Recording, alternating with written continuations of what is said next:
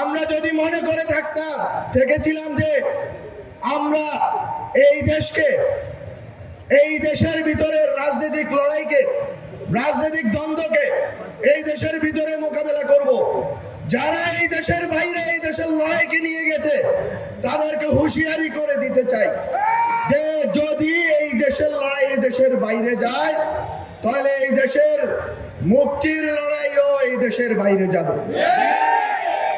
খুবই খুবই সংকটময় পরিস্থিতির সামনে আমাদের গায়ে হাত দেওয়া যাবে না। আমরা কিন্তু একটা লাশ পড়লে আমরা কিন্তু লাশ নেব।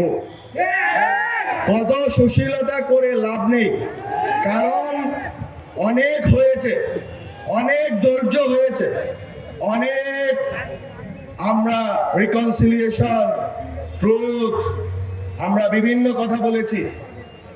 আমরা বলেছি যে আইসিটি ট্রাইব্যুনালে স্বচ্ছ প্রক্রিয়াতে আপনারা বিচার করুন।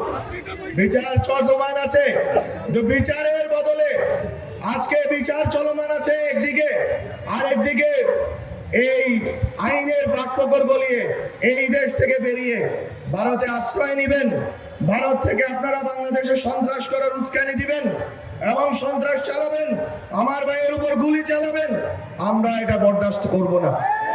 আমরা এটা বরদাস্ত করব না। কিভাবে করব না? এখানে বাংলাদেশে ভারতের এবং বিন্দেশীদের যারা স্বার্থ রক্ষা করবে তাদের অনিরাপদ থাকতে দেওয়া যাবে না।